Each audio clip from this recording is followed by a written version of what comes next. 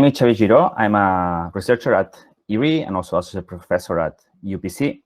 And I'll be talking about, oops, wait, I think I didn't, no, it was fine, right? No.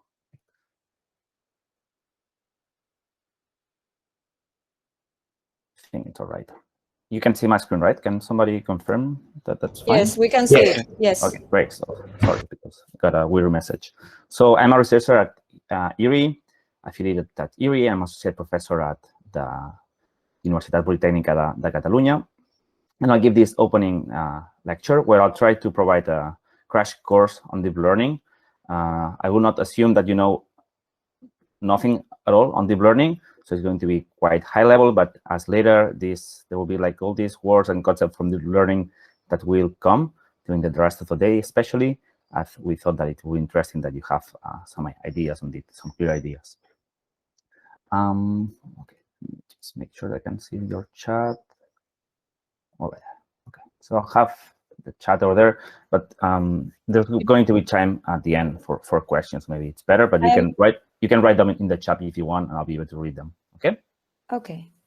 Cool. So my session is called Deep Learning Representations for All, and also known as the AI hype. And I'll try to explain why there has been all this AI hype during the last year. For example, we have this project that's funding part of this school, which is AI for Youth. So why now AI and not, let's say, 20 years ago? So for that, I will acknowledge Karen McGuinness, who has my colleague, especially in teaching duties on topics on deep learning. So probably many of you have noticed that this deep learning concept, deep neural networks, is everywhere, like in all sorts of fields, starting from robotics, but also more traditionally with vision. That's my background.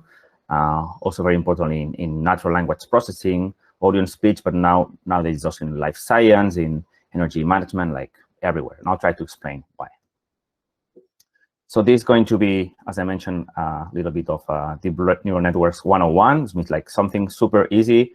And I hope that everybody can follow it, right? But where is deep learning? So deep learning is a term that has become extremely popular in the last decade, okay? And we can understand it as a subfield of a broader field called machine learning, which is an even broader topic. So in the end, in machine learning, what we do is we teach computers to, let's say, self-program themselves. And deep learning is a one specific way of doing this self-programming of computers. All these terms, they are even part of a much larger concept, which is artificial intelligence, that goes beyond machine learning. That would be AI. And it's a term that has been out there for quite a long time. Traditionally, they were trying to solve games, like video games, like checkers.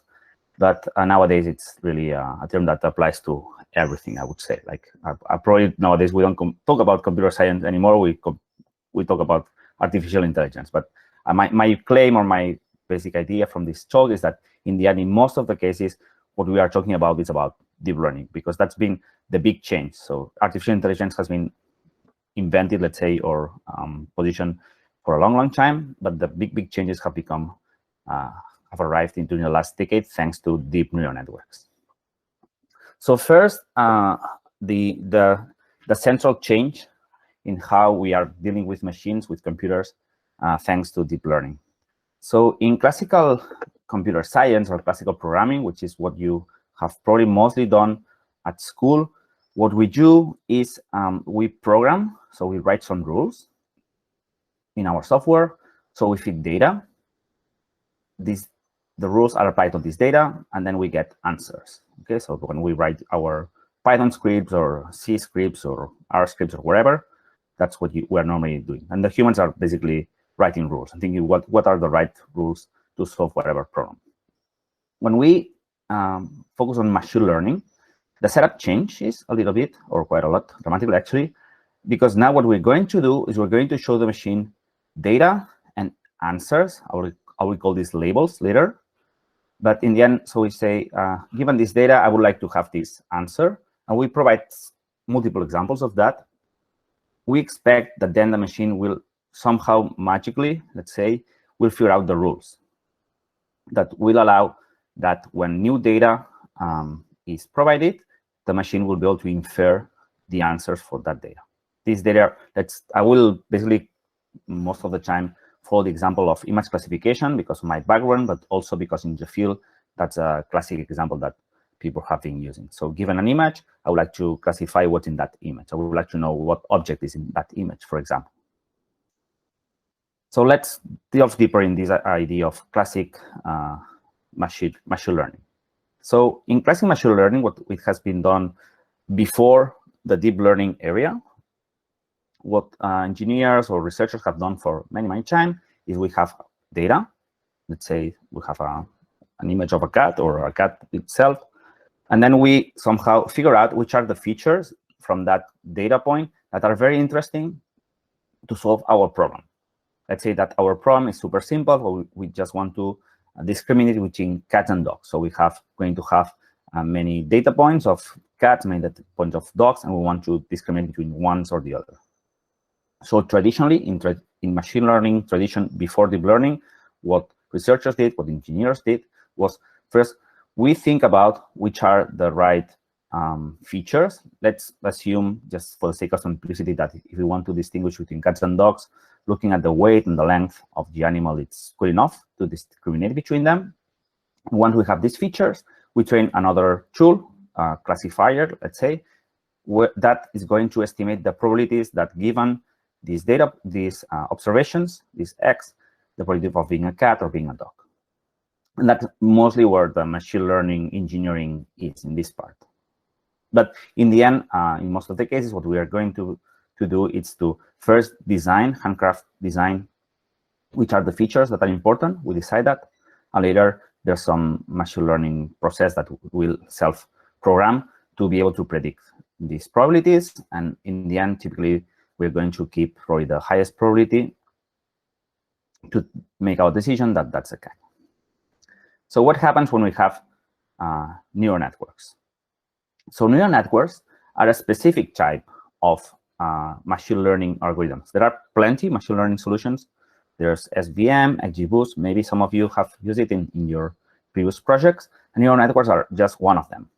And neural networks can totally deal with some handcrafted features that we feed them in a neural network, and they solve this machine learning classification task. But the nice thing of neural networks is that within neural networks, we actually don't need to decide which are the features that we want to look at. So it's feasible nowadays, thanks to advances in computation and, of course, in the theories of deep learning, it's feasible to directly feed our data into a neural network, even if our data is just an image like this one. That's something that's feasible to do. That has been the big change. So in the last, let's say, 10 days, we have given up, in many cases, from the feature extraction. So there's no more a human trying to figure out what's the best features there. And we just let the neural network to figure out everything, which are the right features and how to predict these probabilities, how to do the classification task. So this is what we call this end-to-end concept, and that's the central idea of deep learning. Still, in many cases, maybe if you have a very prior knowledge of your problem and you are very sure that there are some features that are very important, that's often done. So we first still have some handcrafted feature extraction, and we feed that into a neural network. That's also totally possible. But the big change, I would say, the big revolution is that now we can directly try to inject our data. So these ways, we avoid that when defining these features, maybe this human bias that we are introducing is going to limit the performance of our models.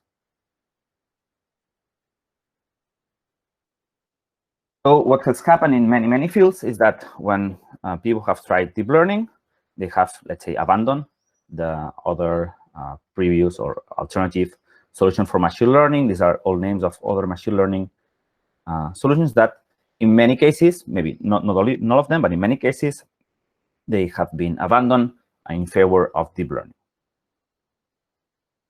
So now I'll try to explain what are the key elements of why this has happened. So first, I'll spend half of my talk talking about what are the deep learning algorithms.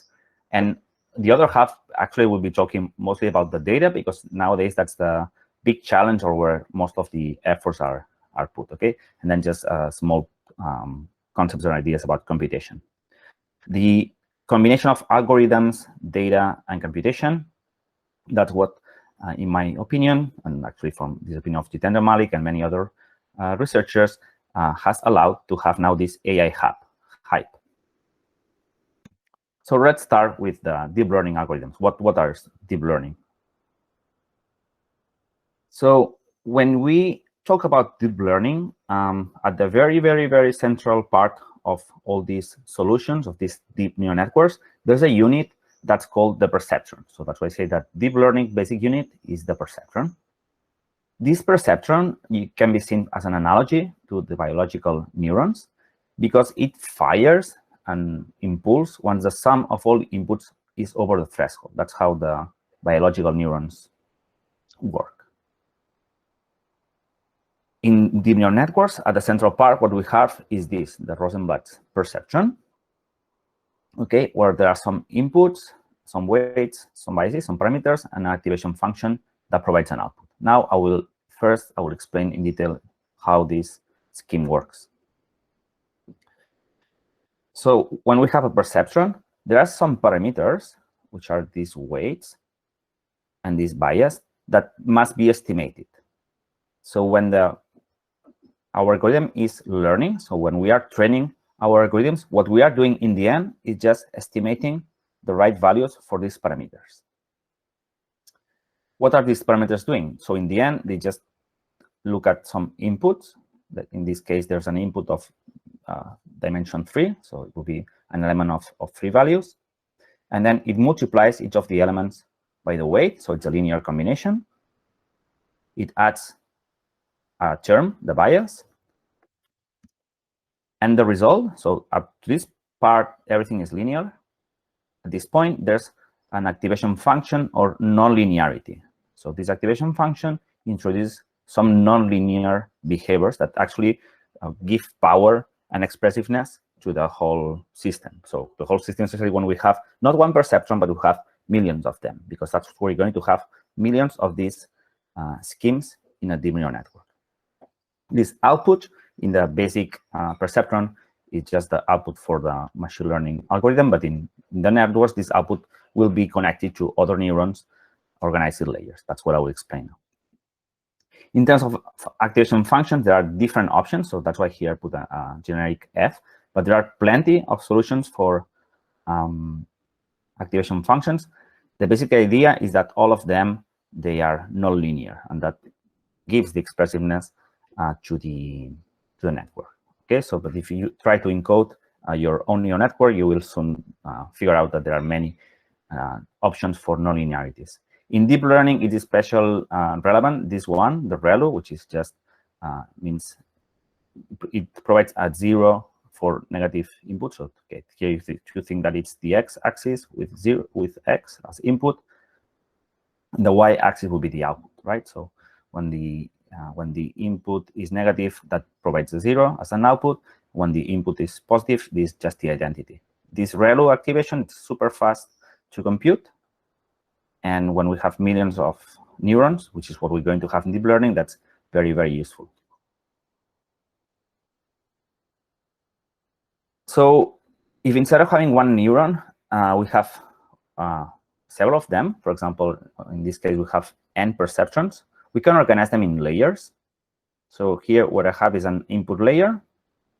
Let's say we have some input data point that has a dimension M. And this input value, in this example, what I'm doing is I'm connecting it to a layer of perceptrons. So each of these elements is one of the perceptrons that I showed earlier. So in this case, there are N of them. And we could, for example, solve a problem of multi-class classification. We could have one perceptron that tells us if that input is a cat or not, if it's a dog or not, if it's a human or not, and here we could have as many classes as we wanted. So that's the way how basically we solve the multi-class classifications in deep neural networks. We have one output neuron for each of the classes that we are considering. They are all of them organized in layers. It's important to notice that when in this setup, each of the neurons, each of the perceptrons is connected. So there's an edge connected to each of the elements from the previous layer. That's what we call that is a fully connected layer. Remember that each of these it's a weight that we'll need to estimate its parameter during the training phase of our algorithm. However, dealing with just perceptrons and having one layer of perceptrons, it's somehow limited in terms of expressiveness, because in the end, what it's going to do, it's just define linear decision boundaries. That's all the problems that we can solve with one perceptron or one single layer of perceptrons are problems that in which in the feature space, if we try to plot on our data the length and the weight of the animals, we'll only be able to discern, classify between classes that can be separable with a line. And that's a limitation when we have only one perceptron or one layer of perceptrons. As a solution to improve this limitation, we would like to be able to build boundaries like this one. So here, again, we have some input into classes in red and blue. Here there are two examples, two rows, and the different columns provide you different solutions to the classification task of different machine learning algorithms. The last one, the neural net, is the one we will be focusing at. So we would like to build boundaries, decision boundaries, which are much richer than just a single linear decision boundary. Okay, and that's what we will be able to do thanks to the expressiveness of deep neural networks. How are we going to do that? Well, the idea is very simple. What we're going to do is, instead of having just one single layer of perceptrons, we'll be adding layers, stacking layers of perceptrons. The most simple case, that's the one that I depict in this image, is we have the input, we have one what's called hidden layer, and then one output layer. In this case, there's only one output. There could be several depending on the problem. But you see here now we already have one hidden and one output layer. So we are already having two layers. By stacking layers, as in each of the perceptron, there's non-linearities, that allows to estimate functions which are much more complex than just a linear decision boundary. That's the big power of stacking layers of deep neural networks, because we will be able to do that with a reasonable amount of parameters. So what we are going to do is that thanks to stacking layers of perceptrons after layers of perceptrons, we'll be able to encode complex nonlinear functions which are tractable in terms of the amount of parameters. And when I talk about parameters, I will refer to these weights and these biases. Remember that each of these neurons it's connected with all the neurons in the previous layer with these green edges, and each of these edge is characterized by a weight.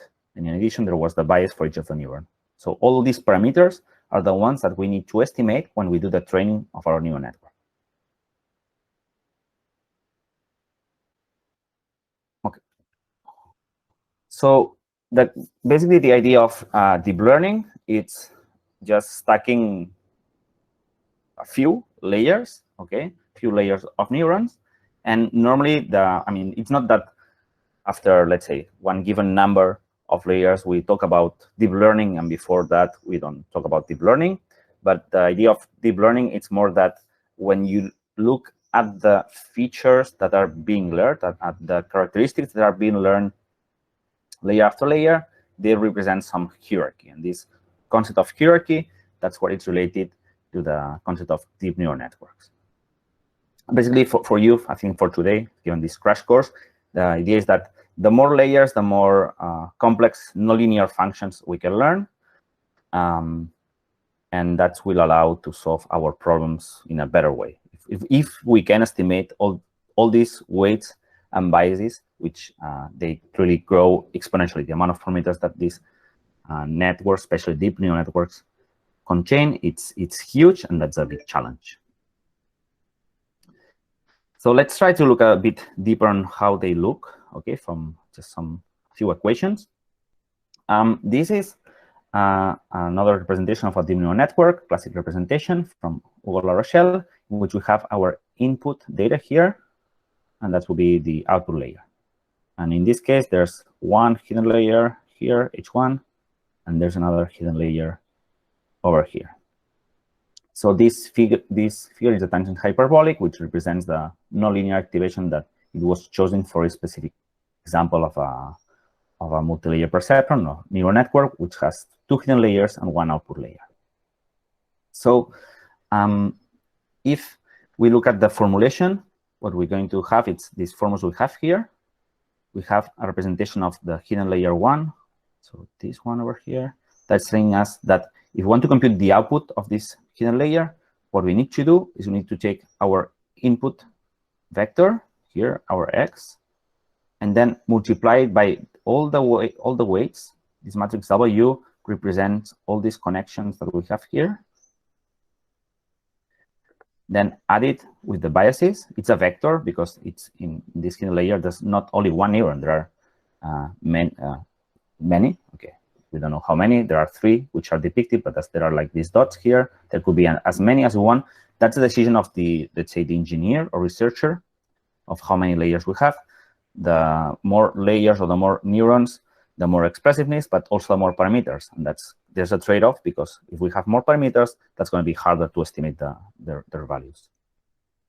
And then there's this F. This F, remember this nonlinearity, that in this example specifically, they choose the tangent hyperbolic. Then this H1, that's the output of this layer.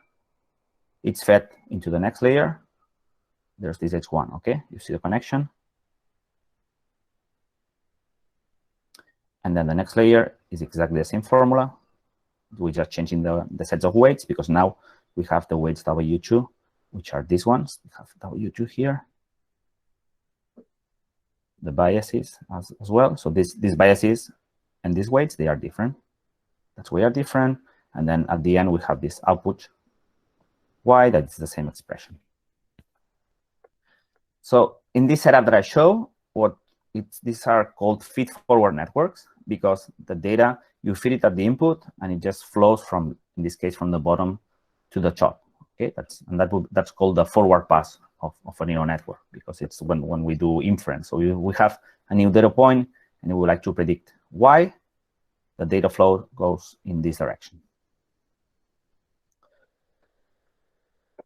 So now I'll introduce the slide that I'll be using in the next part, in which I will review some of these fathers of deep learning.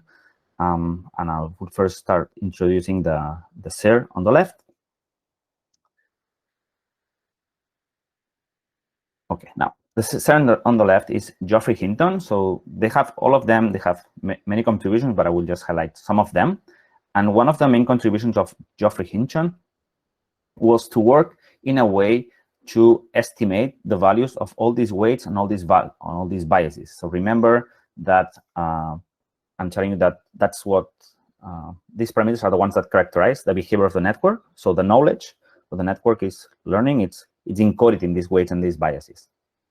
And in order to do that, he managed to run something called the backpropagation algorithm, which in the end is somehow the chain rule, but he managed to run it in neural networks. And the way to do it is basically you have your data, training data, so data that you know what's the, given a data point, what's the output that you would like, okay? So you feed your training data through the network, you look at the output, you compare the output with what should be, so what you expect the network to do, and then you can put an error.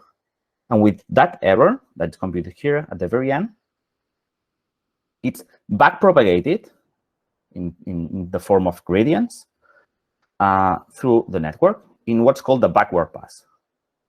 So what we are going to do is to backpropagate gradients. Okay, never mind about the gradients, what they are, but we're backpropagating some information. And when this information is backpropagated, all these weights and biases, they are updated. And if everything goes well, they will be better. We will just be improving the weights and biases in an iterative way, because we're going to do that with multiple training samples. Okay, so that's one of his main contributions from Geoffrey Hinton, and that gives us a way to estimate the weights and biases of our networks. But then with what I explained, there's some limitation. Maybe some of you, if you are already interested in time series, have noticed that, which is that, okay, great. I just explained this feed-forward pass. So I have my input data, have my output. But what if my data is not just one data point? What if it's a series of data points? Okay, what if what we're having is time series? How can we deal with them? So in order to deal with them, there have been different ways to adopt that, but there's the first approach. It was by adding what's called a recurrent connection, a recurrent layer in a multilayer perceptron. So again, here you have a multilayer perceptron, input, output. But now you see I'm adding this connection, which means that I'm adding the output of this layer to itself in the next time step. So if now the input is not just a single value, but a time series, so a sequence of values, now we are allowing the network to remember, to have a memory of what it has seen in the past. And that's what's called the recurrent layers. Or when we have a neural network that has recurrent layers, we call them recurrent neural networks or RNNs. If we look at the formulation now, the formulation of the hidden layer changes a little bit, because now we do have the weights for the feed-forward pass. That's the one we already saw earlier. We already saw the bias, but now we are adding this term, this matrix U, which represents the connections, so the edges between the neurons at a current time step, or more like between the previous time step and the current time step. Okay, so these weights U are multiplied over the hidden state in the previous time step. So altogether, that defines the output of the named time step. By doing that, we are allowing our architectures to remember to have access what it has seen in the past. So if we have a time series, the network is capable, there are many challenges, but let's say it's capable of remembering what it has seen in the past. So that brings me to another of these fathers of deep learning, this here on the right. So this here is Jürgen Schmidt-Huber, and actually he, together with his PhD student at the time, Sepp Hochreiter, they spotted some problems in the recurrent neural networks, and they introduced some modifications so that they could be trained, because the vanilla RNNs, they cannot be trained for some problems in the training. So they introduced some algorithm called LSTM, long short-term memory, that basically it solves the practical implementation of the RNN, and that has been running, and that allows practical implementation of these recurrent neural networks in practice. Let's introduce another of these sirs, the second one. So he's, okay, didn't highlight it, but okay, but he's Yojo Benjo here, okay, him from Milan, Montreal. And he has many contributions, but one of them, it's in the field of neural machine translation. So you can think that neural machine translation is a time series problem, because what we have is a sentence in one language, in English, that it's a time series of words, right? So we have a sequence of words. And with his team, what they managed to do is they encoded the sentences into the hidden state of an RNN. That's what we have here. And then train actually the whole network, so that after encoding the sentence in the hidden state of the RNN, later you could decode it into another language. So this way, it was possible if they call it a large data set of pairs of sentences, let's say in English and in French, or any pair of languages that you would like to translate, and then you apply this backpropagation onto this RNN architecture, and manage to train a network that would do translation from English to French or to any language. Okay, but that was one of his main contributions. let's look a bit more in detail about how this idea of translating from one language to another would work. So remember that R and N are these layers that remember what they have seen in the past. So let's first look at this first part, this encoding stage, when the animation starts. You see here that's in French, the words are fed into the RNN. So it's a time series of 3 time steps. It encodes the sentence, and now there's a decoder RNN that decodes, that predicts a sequence of words in English. So now actually in the example, it's going from French to English. So you see in orange, you see the hidden state. So hidden state means just the output of the RNN. That, of course, the hidden state at this time step, it depends on the hidden state from the second word and from the first word. So the hidden state after the third word, it has seen the 3 words that we fit in the model. And then the decoder, it predicts a word. And actually, in practice, what it does is that based on the prediction, that's also conditioned the next prediction. So we can go from one input sequence that actually has 3 words, je suis étudiant in French, into an output sequence of 4 words, which is I am a student, right? Yeah, 4 words. Yeah, and that was the basics of neural machine translation for quite a long time. Later, there was an advancement here, which was called sec-to-sec with attention. So what does it mean? So this attention mechanism, it's a modification of, let's say, of the original setup, in which now here, the 3 hidden states are available to a decoder. So it means that now the decoder is not just looking at the state after the third word, but the decoder, so the part that it's predicting the output sentence, it has access to the encodings of the 3 words in French that we were translating. Right? So this small difference, so I think I'll go back, just you put the difference here. Just notice that we have access to all the hidden states from 3, 2, and 1, and I'm going back. That's the original sec-to-sec without attention. So in the original sec-to-sec, it only has access to this state. And actually, for the next time step, when it predicts the second word, it only has access to the... sorry, no, it's not true. It always has access to this hidden state from the previous time step. Okay, so let's say that at the last time step, it's harder for the decoder to access what it was seen in the first time step of the encoding. So this idea of attention, which means when I'm going to decode, I have access to the full input sentence. That influence what nowadays it's the most powerful architecture in deep neural networks, which are transformers. That's coming later in the next slide. Okay, but basically transformers, they are heavily inspired with this concept that's called self-attention. So in the previous slide, I was showing how the decoder, so when we are predicting the words in English, the word, it had access to the encoding of all the words in French.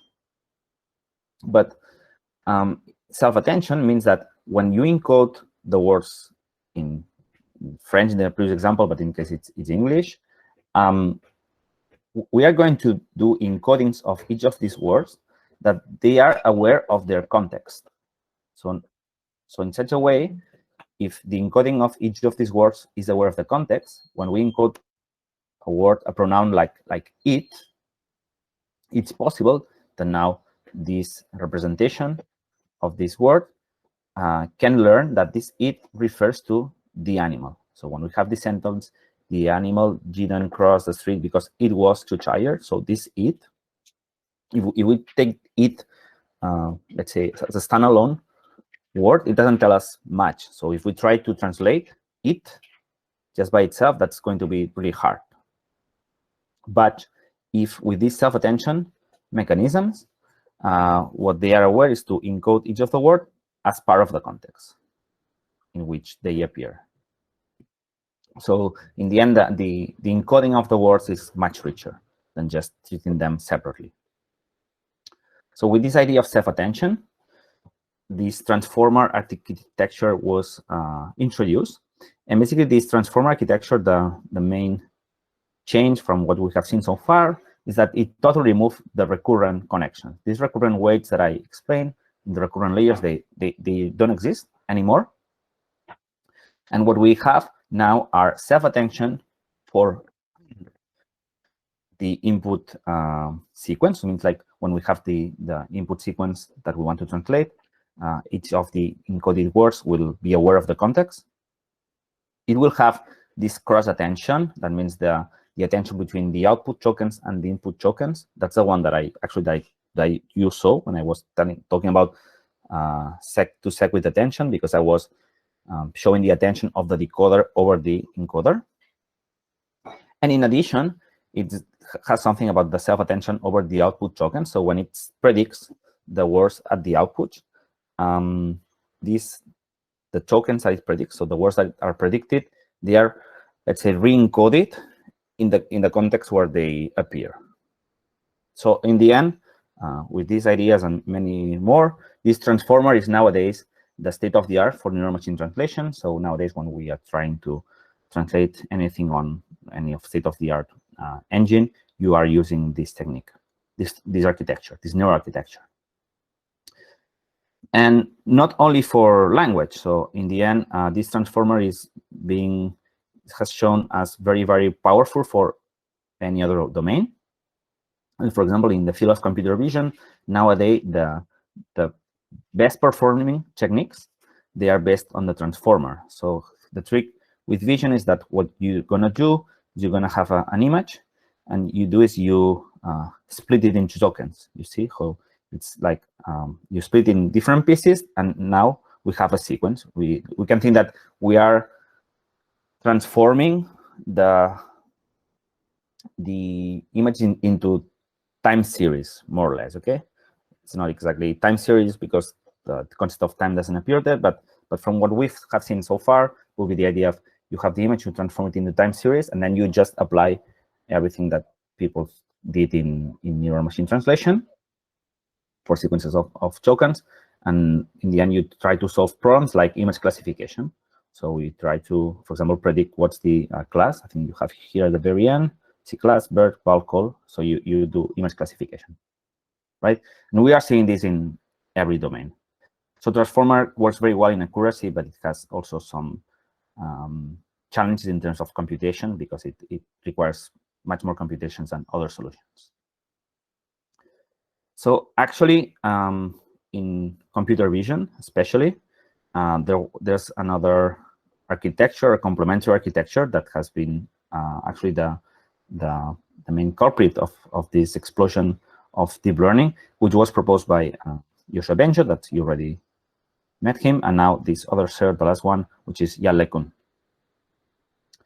So what they propose is that when we have a neuron that I talked about earlier, how a neuron that it should be always connected to all the inputs from the previous layer.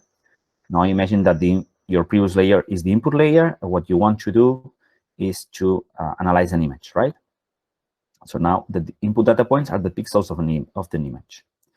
And imagine that we have a first layer, and then in this case, each of the neurons should have a parameter connected to each of the pixels of the input image.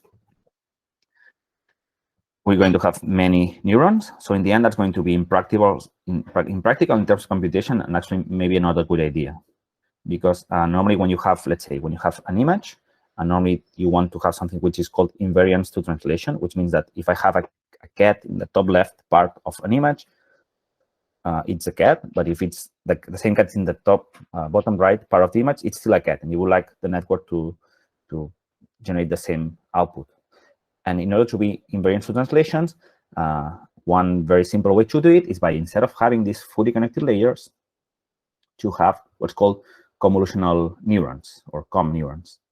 So now what we're going to do is going to have neurons that just look at a small part of the input data, and then we're going to reuse them. So in this example, it shows as if there were two neurons, the red and the black one. And what we are doing it is we are using them, applying them at different locations of the input image. By reusing the parameters, because here there are like these connections are there, these are parameters that we must learn, we will require far less parameters for our network, and we're going to be invariant to translations, which is a property that we often want, especially when dealing with computer vision applications. So by analyzing images with convolutional neurons, Jan LeCun, Joshua Benjo, in 1998, they proposed what's called these convolutional neural networks, or CNN, that basically what they have are layers. So these layers that you see that they are, these have this square shape. They are convolutional layers. So the neurons that they have there, they are not connected with all the outputs from the previous layer, but just with a subset. But now what we do is we shift them and we put them in different positions. So each of these squares, these are the feature match, which means like these are the activations of neuron at different locations of the input. That's why they have this square shape. And that will be the end for this crash course on deep learning architectures. There are many more, but I'll try to at least provide you with the keywords that probably will pop up later in the next slides. Okay, so that. But if you want to know more, maybe you want to check this talk by Oriol Vinyals on really providing a very nice overview of different deep learning architectures. And by that, we will be able to start the second part of my talk, which is about the data and the supervision levels. So far, I just covered the basic of deep learning, but I said that when the AI hub that we're having now, it's also related to the data. And I will discuss the data, but from a supervision perspective, and I'll explain what I mean with that. So why data is important? Well, actually, experience has tell us that, I don't know, I mean, maybe that's a bit too much. Data matters more than the model, but it matters a lot, I guess. So that's something you must be very careful. And actually, in terms of development, normally you will spend much more time preparing the data than really actually choosing the right model or training your model, because data is normally the main source of limitations and problems. So it's very important that we take that into account, and then we keep it in our project plans, whatever projects you do.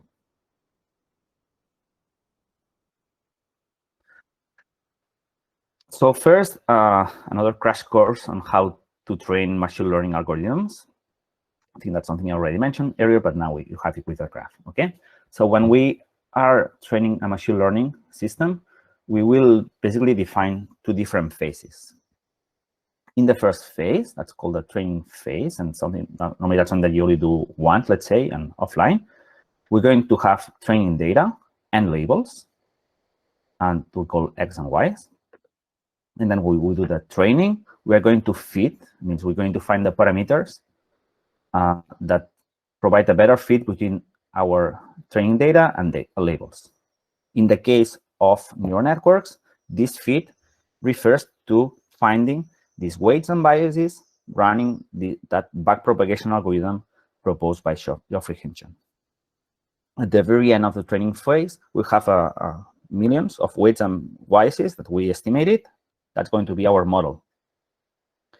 And now we want to figure out how good our model is. So then we're going to have another set of data X, that it was never seen by the model.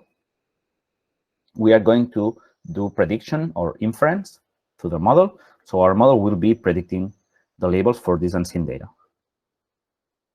And then if we have the labels for this unseen data, we'll go to measure how good or well our model is. Or if you are at production time, we don't have labels, but hopefully these predictions will be good enough so our customer is happy with the results.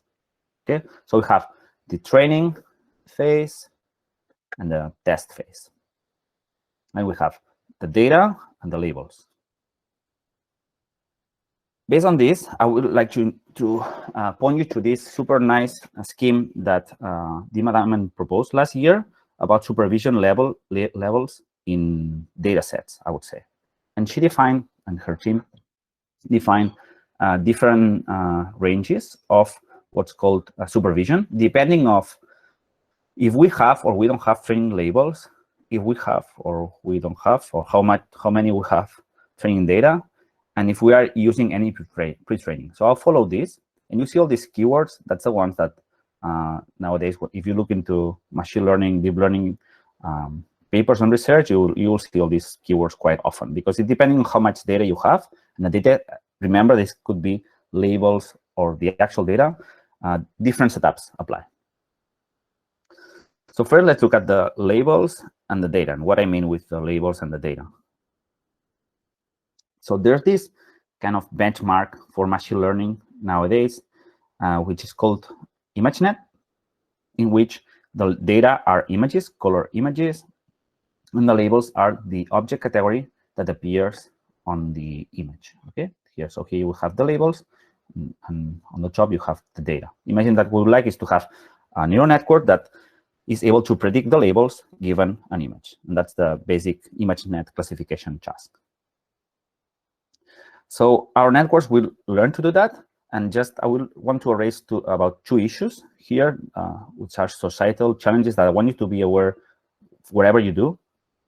First of all, is that as we are going to be having data and labels to train our models, then later our models will perform at scale. It means that that's going to explode. Our models will do our task for free, and that if our data has biases, so it has by some issues, our data, then when we deploy our models, these issues, they will also be at scale, and this could be a problem. So if there's some social problem, like for example, problems on gender balance or discrimination against minorities, and our data has this, the model will learn to do this discrimination and these biases. I mean, we must be very careful with that. Okay, there are many people who are dealing with that. That's just one of the words that I just pointed out, which actually figure out that it showed that in many data sets where there are people that you really don't know if they are females or males, it tended, if people were skiing, it tended to say it was a man, and then they propose a solution for that. But that's something very important that you must be aware. Okay, these models, they have no rules, so be very careful about the data, and so you don't reproduce biases. And on the other hand, and that's more encouraging with that, if we want to solve a bias in society, actually by having the right data, that's also a way to solve societal problems and bias problems at scale by really deploying models that don't have these biases. Also, there's this issue about these models, that these training labels and data, where do they get this data from? I mean, there are many sources. One of them are social media or all these free services that we find online. And there's going to be more and more devices that also are connected, that are going to be collecting, or will be collecting data. And that's the data that companies are using to train the neural networks. Okay, and here, of course, that's our data, and then it gets into this model. But then this model, who owns this model? Do we agree that our personal data is used to train these models? If these models, maybe they will be doing something that we don't agree. So here, there's a lot of, again, societal discussions that probably you're going to have some lecture on this. But that's really important, okay? Because the weights and biases that you see here, they are the result of many personal data or data collected by Internet of Things devices. Okay, so having said these two societal issues about the training labels and the training data, let's go back to the general speech. And let's say that in this, there's one way of learning, which is called supervised learning, which is the most classic one, in which we have some parameters of our network that were initialized at randomly. So there is no pre-training here, what I'm saying. And then we have labels for all our data we want to learn about, and we have our training data. So the labels and the data. So all the data points in our training set has a label. Okay, so we have pairs of, let's say, image, label, image, label. All images have labels. That's exactly the setup that ImageNet proposes, and that's why it's a benchmark nowadays in machine learning. In this data set, they define 1,000 object classes, and then they collected more than 1 million images for training, and there's around 100K images for test. So in 2012, the big bang, the big explosion of deep learning happens when Geoffrey Hinton and his team, they took that idea of convolutional neural networks from Yann LeCun, and they trained a deep neural network to solve this ImageNet task. And they did it so much better than anybody else, okay? So these are the other participants on that year competition. So that was kind of the Olympic Games of computer vision or machine learning at that time. This is the error rate, and then they just improve the results in more than 10%, which is a lot for given this type of competitions. So that's when everybody started looking at deep neural networks. And in the next years of the competition, so these are different editions of the competition, the higher the bars are, the more error. And this axis over here is telling you how many layers there were in deep neural networks. So in the next years of competition, okay, that error rate was decreasing, and the number of layers in the deep neural networks was really increasing. So actually in 2015, there were already 152 layers for the winning solution. And actually, with this value, it was considered that the problem was solved. So that was the human performance expected, and that was with this 152 layers, the error rate that was achieved. So it kind of solved the problem of ImageNet. So that specific problem with that specific data set, it was considered solved in 2016, basically by having a very, very deep neural network and based on convolutions and something else called residual connections. So what's the problem with supervised learning? So it's great for benchmarking, but it has a big problem, which is that collecting the training data, and especially the labels. Normally, collecting the images for ImageNet Day, or of course, that's already a challenge, but it's even more challenging to have the labels. So having this image, it has this object. So choosing between among the 1,000 categories for each of the images, that's super, super challenging, super, super expensive, okay? And deep neural networks, there are so many parameters, there are millions of parameters that actually they require a huge amount of training data. Otherwise, it's not possible to have good estimations of all these weights and biases. So great, deep neural networks, they are very expressive, but they need the data. And if this data must be supervised, so it means we need the X and Ys, that's a problem. So that's why there's one very popular approach, which is called, okay, let's not train our models from something from scratch, but let's take our models with something that is pre-trained. What does it mean? It means that maybe, and let's assume that we're having a computer vision problem, and you want to solve your problem for your small data set on robots, whatever, things that you can find in a robot environment.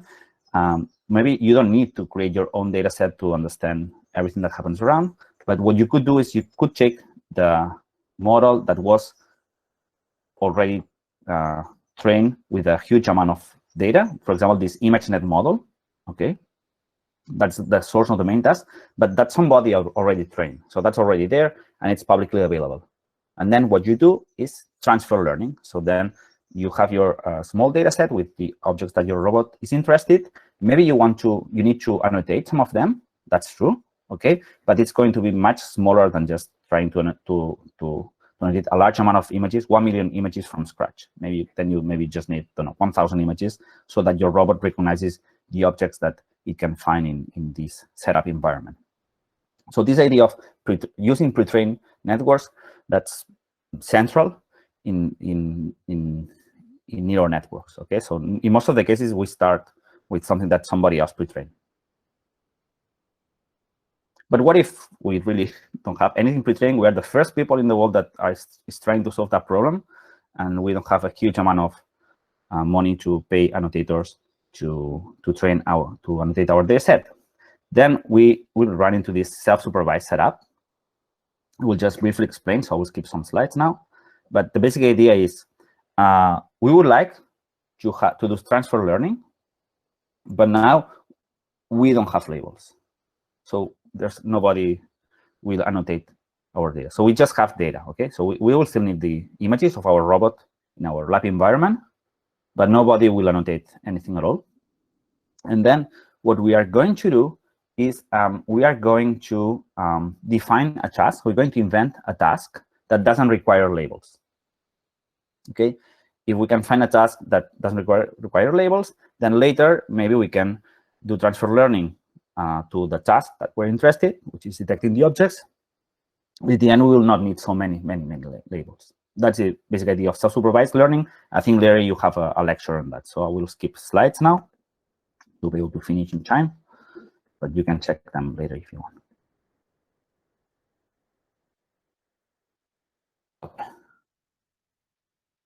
So why is it that important? As mentioned, as deep neural networks, they require all these training data, and it's expensive to annotate them. If we can have a good self-supervised task, that really simplifies a lot the problem. And there have been very interesting advances in that, and it's really possible to have a pre-training of a network that works as well with self-supervised, so annotation-free tasks, than with paid tasks, like with ImageNet. And then, especially in the case of robots, there's also this other way of learning, which is reinforcement learning. So actually, there's this famous slide from Jan LeCun, and actually he describes different types of learnings. So we already saw supervised learning. I just quickly comment about self-supervised learning. But then there's this other one, which is pure reinforcement learning. I want to just spend my last minutes here, at least describing it, which basically I prefer this organization from Alex Rafe, that basically it defines supervised learning and unsupervised, or you can say that it's self-supervised learning, with respect to reinforcement learning based on the agent. So if your agent is passive, so it's not doing anything at all, probably that's when people talk about supervised learning or self-supervised or unsupervised learning. But when the agent is active, whether if there's a teacher that it's giving saying, yes, you're doing well or you're doing wrong, you can think that the agent is the robots. Okay, imagine that you have a robot, but the robot is just not moving at all, just looking at images. Then that's the classic supervised or unsupervised or self-supervised setup. If the agent is really interacting with the world, that's this setup. So we have an agent that is issuing actions with an environment, with the world, and then the environment sometimes gives a reward, a new state. That's the when reinforcement learning is actually more interesting. So classic setup, for example, we have a robot. We want the robot to get as much reward as possible, and it's in the grass, and the robot should figure out whether to go to the left, and he'll get this reward of -100, or to go to the right, he'll get this reward of +100. Okay, and the robot needs to estimate where to go. Think about getting the reward, but the tricky thing of reinforcement learning is that it's not as simple as what I show you here, but it looks more like this. Okay, because the reward that the robot should get, it's not just at after the next action, but it's at a longer term. So you see in this setup, if the robot wants to get the highest reward possible, it should actually go through the fire, because after going through the fire, it will get the very nice treasure, right?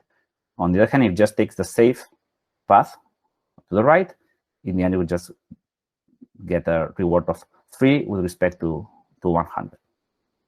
So dealing with that, if you change the reward for a neural network, that's what's called deep reinforcement learning, and that's what it has evolved a lot in the last years. So there's this work from this company, DeepMind, that managed to train a deep neural network based only on pixels.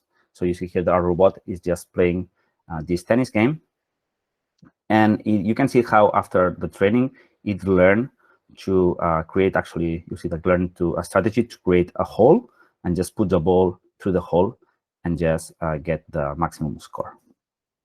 So we'll just wait to finish this demo, and I'll finish my chalk. Okay, let's see if it gets the ball. But anyway, here you see that the score is on top, and that's the kind of reward that it gets. So the agent in this setup, it only sees the pixels, and you see it learns how to make this hole and get the maximum score this way. Fine. So I would just skip to the very end. Just to tell you that there are many opportunities here, but we don't want to end up like what happened with Alfred Nobel and Powder, who at his point, he was very criticized for building machinery for killing people, and that's later he established these awards kind of clean up their names. So please be responsible with the things that you learn in this school. We're giving you like very interesting tools, but please use them responsibly and keep in mind all the societal responsibilities that you have. Okay, so thanks a lot for the attention. Thank you, Mary. Thank you very much, Xavier. I don't know if we have any question. I think we have a question here. He's thanking Jose Luis, saying thanks to you. Is there anything from the participants?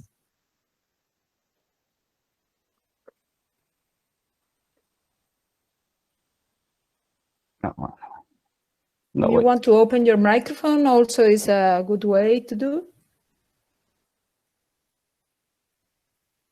Okay, I think next time we will give you more time, Xavier, because I think you have to explain so many things that perhaps 1 hour is not enough.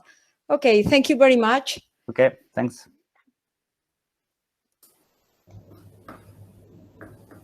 We have here a question from Daniel Gordo. Xavier, I don't know if you are there. Thank you. Do you think it's a good practice to use 3 sets, train, validation, and test? You have the question at the chat. Yeah, sure. Thank you, Daniel.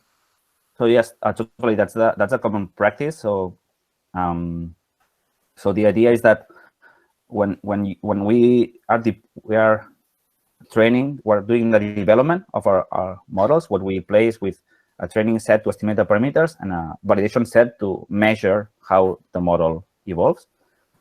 But let's say at the very end, when you say, okay, that's how well my model works, you should run the best model you found by tuning your algorithm thanks to the result on the validation. You get that one and you just run it through test time, and then you provide the results with that. But you should never, never, never, never take any decision on your algorithm based on the results on the test partition. Okay, the test partition it's the most fair metrics. That's a good point. I didn't put that in the presentation because it would be too much. Okay. Thank you, Xavier. Thank you.